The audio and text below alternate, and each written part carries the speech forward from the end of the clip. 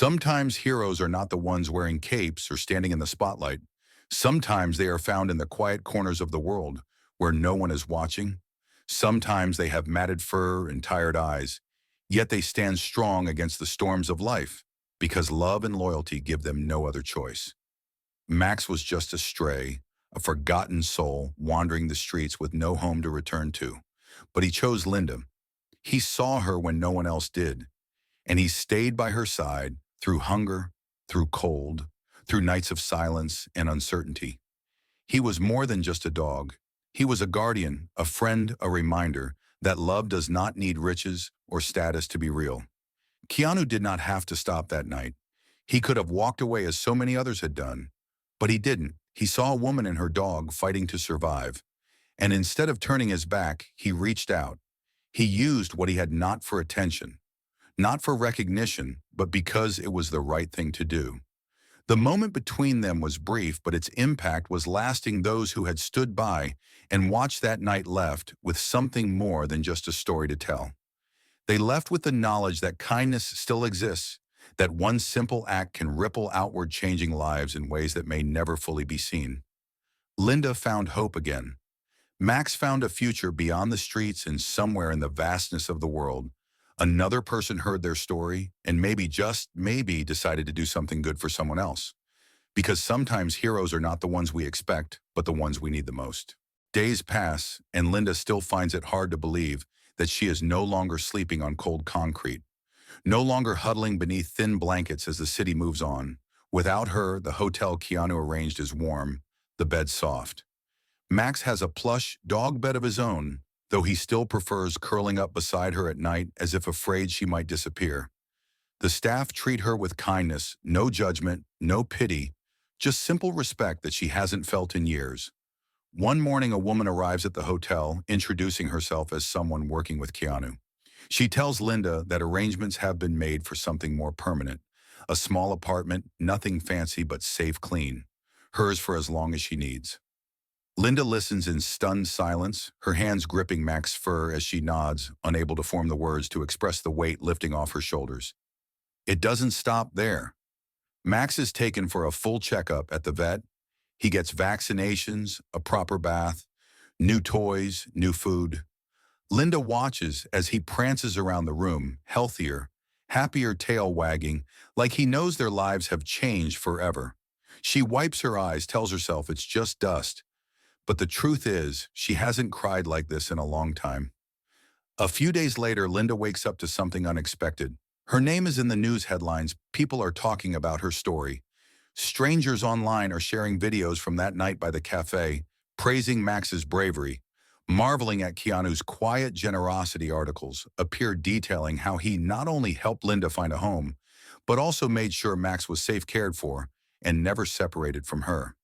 A journalist reaches out, asking if she would be willing to share her story. She hesitates at first, unsure of what to say, but when she sits down in front of the camera with Max curled beside her, she knows exactly what to tell them. She speaks about Max, how he found her on a night when she had nearly given up, how he had been her protector, her only family, the one soul who never abandoned her. She tells them that in a world that often looks away from people like her, Max never did. He kept her going when she had nothing left. And then one night, a stranger saw them and did the same. She speaks about Keanu, his kindness, his refusal to make a spectacle of it, how he had simply helped without asking for anything in return.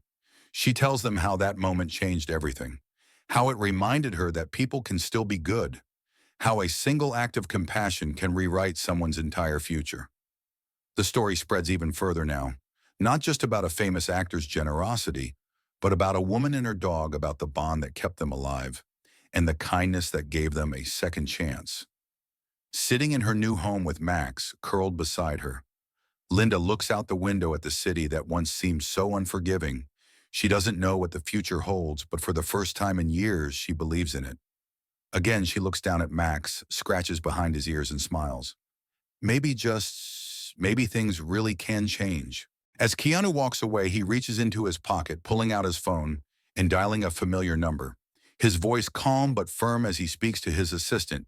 He gives them the address of a nearby hotel, instructing them to book a comfortable room for Linda and to make sure they allow dogs no exceptions. He pauses, glancing back at Max, who is still watching him. With those loyal, sharp eyes, his voice softens slightly as he adds, "Tell them to arrange veterinary care too. Food supplies, whatever Max needs." His assistant hesitates for only a second before responding with a quick, "Yes, sir," before the call ends. Keanu tucks his phone away, turning his attention back to Linda, who is still gripping the card as if afraid it might disappear. She looks at him, eyes wide, disbelief warring with gratitude in her expression. "I don't know how to thank you," she whispers, her voice unsteady. Keanu just shakes his head. "You don't have to just take care of yourself and Max. Okay?" A few bystanders who had been watching the scene unfold whisper among themselves. Some had been recording the earlier commotion, but now their phones are lowered. Realization dawning on their faces, one young man squints, leaning toward his friend. "Dude, that's Keanu Reeves." A murmur spreads through the small crowd. Some eyes widen in recognition. Others glance at Linda, then back at Keanu with newfound respect. But he doesn't acknowledge the attention, doesn't look for the cameras. He just crouches once more to give Max a final gentle scratch behind the ears. "You've got a good one here," he says with a small smile. Linda swallows hard, nodding. Max licks Keanu's hand, as if offering his own quiet thanks. Keanu stands again, stepping back as if to leave. But before he does, he gives Linda one last look, a look that carries something deeper than mere kindness, a look that says she matters, that her story isn't over yet. Then with the same quiet grace, he turns, disappearing into the night, leaving behind only the echo of an act so simple yet so powerful that it changes everything. Keanu kneels down, offering Max a gentle pat, speaking warmly to Linda, his voice steady and kind. He asks her how long she's been out here. She hesitates for a moment, then sighs, running a tired hand through Max's scruffy fur. She tells him about the months on the streets, about the nights spent in the cold, about how Max had found her one evening curled up behind a dumpster and had refused to leave her side. Ever since, she explains how he growls when strangers get too close, how he shares what little food she has, how he is the only family she has left. Keanu listens, his gaze never leaving hers, his expression unreadable, but his eyes full of something she hasn't seen in a long time. Understanding, he glances at Max, who looks back at him, tail thumping lightly against the pavement, as if sensing that this stranger is different. Without hesitation, Keanu makes a decision. He reaches into his jacket, pulls out a card, hands it to Linda, his voice firm and steady. He tells her to go to the address on the card tomorrow, tells her that there will be a warm bed waiting for her, tells her that she and Max don't have to sleep on the streets anymore. She stares at the card, then at him, her fingers trembling against the worn edges of her blanket, unsure if she is dreaming or if this is real. Max nudges her hand, urging her to take it. She swallows hard, nodding, finally gripping the card tightly, as if it is the most precious thing in the world. Keanu stands, gives Max one last pat, and tells her she is not alone, before walking away, disappearing into the city like a shadow. Linda clutches the card to her chest, her heart pounding against her ribs for the first time in a long time. Hope flickers to life inside her. Max stood his ground until they were out of sight. Then with a quiet whimper, he turned to Linda, nudging her with his nose. Tears burned in her eyes as she pulled him close. "Good boy, Max," she whispered. "Good boy." From the corner of her eyes, she noticed people still watching. A man with a phone lowered it, his face thoughtful. A woman near the cafe stepped forward hesitantly. Maybe tonight wouldn't end the way she expected. The crowd slowly dispersed, murmuring among themselves as they put their phones away.